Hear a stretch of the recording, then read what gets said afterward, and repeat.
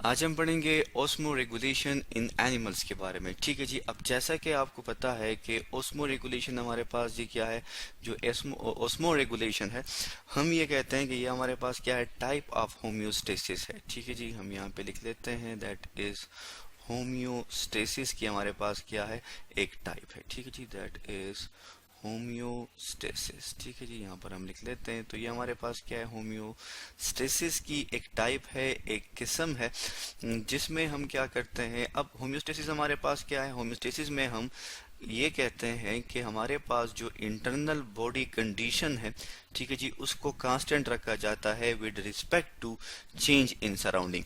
तो osmoregulation हमारे पास होम्योस्टेसिस की एक टाइप है, जिसमें हम क्या करते हैं, जिसमें जो हमारे पास वाटर, ठीक है जी, यहाँ पर हम मेंशन कर लेते हैं साथ साथ वाटर प्लस जो हमारे पास सॉल्ट है, उसकी कंसंट्रेशन को क्या रखा जाता है, कांस्टेंट रखा जाता है, मेंटेन रखा जाता है। ठीक है जी, हम यहाँ लिख लेते हैं कंसंट्रेशन। ठीक है जी, ये हमने यहाँ पर लिख लिया। अब इसकी कंसंट्रेशन को क्या रखा जाता है, मेंटेन रखा जाता है, बरकरार रखा जाता है। ठीक है जी, तो हम यहाँ पर लिख लेते हैं दैट इज मेंटेन। सो अब जब हम इसको मेंटेन रखते हैं, अब मेंटेन किस में रखें हम इसको जी, मेंटेन हम इसको रखते हैं सेल में। ठीक है जी, यहाँ पर हम लिख लेते हैं इसको मेंटेन रखा जाता है सेल में, प्लस हमारे पास इंटरसेलुलर स्पेसिस होते हैं, या सॉरी इंटरसेलुलर फ्लूइड में। ठीक है जी, किस चीज में, इंटर सेलुलर फ्लूइड में हम क्या रखते हैं, इन दोनों की कंसंट्रेशन को मेंटेन रखते हैं, कांस्टेंट रखते हैं, इक्विलिब्रियम में रखते हैं। और इस कंडीशन को हम क्या कहते हैं, इस कंडीशन को हम कहते हैं ओस्मो रेगुलेशन।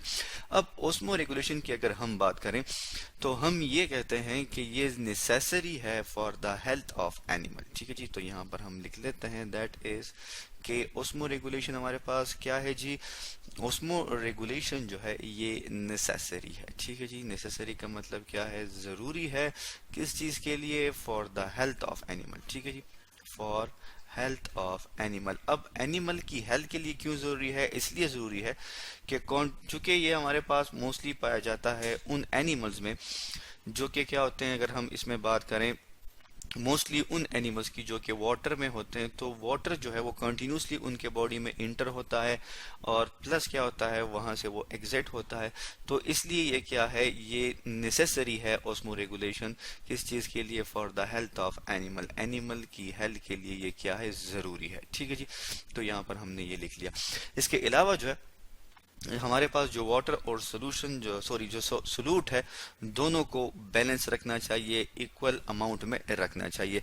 तो इस लिहाज से हमारे पास जो ओस्मो रेगुलेशन की अगर हम बात करें तो हमारे पास दो अप्रोचेस हैं। सबसे पहले जो हमारे पास अप्रोच है उसे हम क्या कहते हैं, उसे हम कहते हैं ओस्मो कॉनफॉर्मर्स कहते हैं। ठीक है जी, तो हम यहाँ पर लिख लेते हैं दैट इज ओस्मो, ठीक है जी, ऑस्मो कौन, ठीक, इसको थोड़ा सा ठीक कर लेते हैं, दैट इज ऑस्मो कौन फार्मर्स। ठीक है जी, FORMERS। ठीक है, ऑस्मो कन्फॉर्मर्स हमारे पास क्या हैं, या ये हमारे पास कौन से ऑर्गेनिजम्स हैं।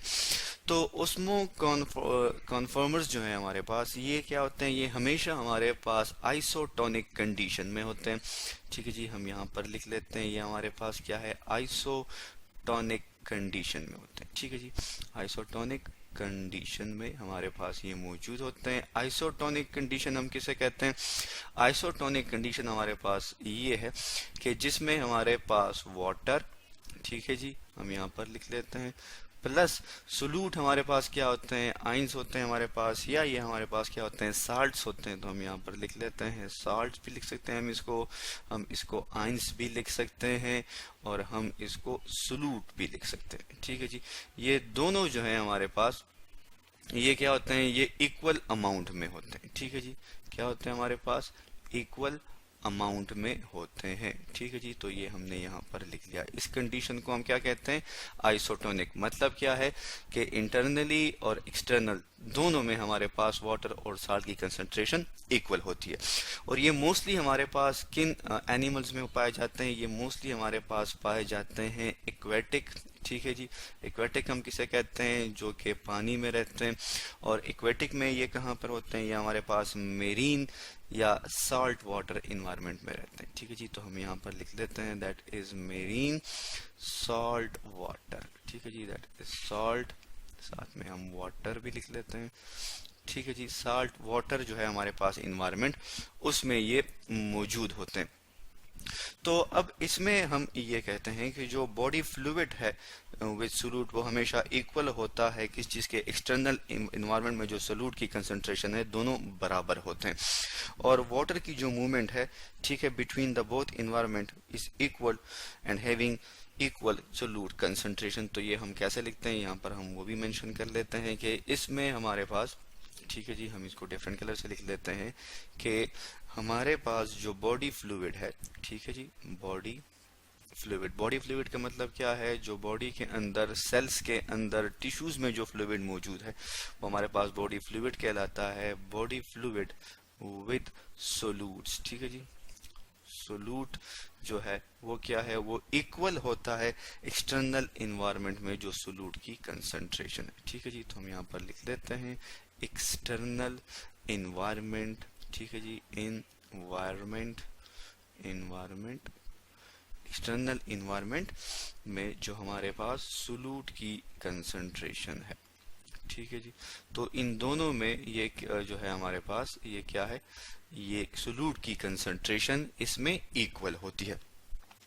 ठीक है जी, और वाटर जो है वो इक्वली मूव करता है किस चीज में, हमारे पास इंटरनली एक्सटर्नली, और उसमें सोल्यूट की कंसंट्रेशन भी क्या होगी, सेम होगी। इसके बाद हम बात कर लेते हैं किस चीज की, हम बात करेंगे ओस्मो रेगुलेटर्स की। ठीक है जी, तो यहाँ पर हम लिख लेते हैं ओस्मो रेगुलेटर्स। ठीक है जी,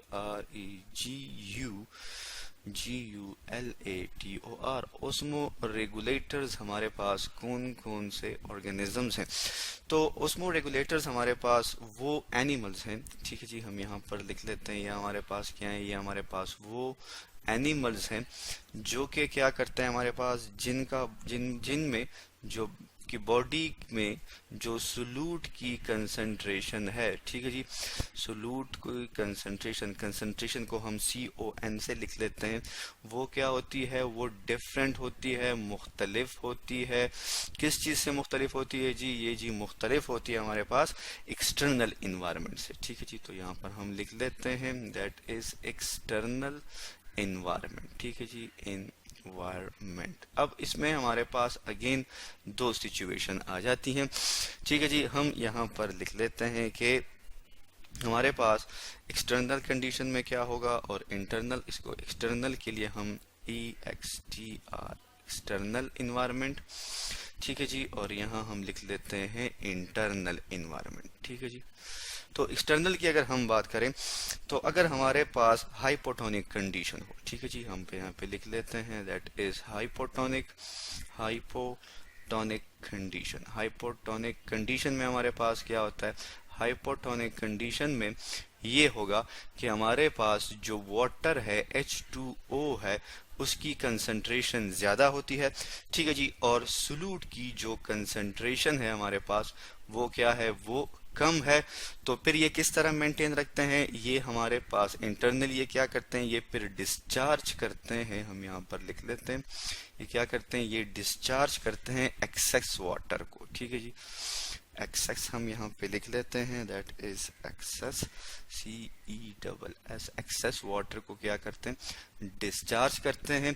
ठीक है जी, रिमूव करते हैं। और इसके अलावा अगर हम बात करें किस चीज की, हाइपरटोनिक सॉल्यूशन की, तो तब हमारे पास क्या होगा, यहाँ पर हम लिख लेते हैं दैट इज हाइपरटोनिक कंडीशन में हमारे पास क्या होगा। ठीक है जी, दैट इज कंडीशन।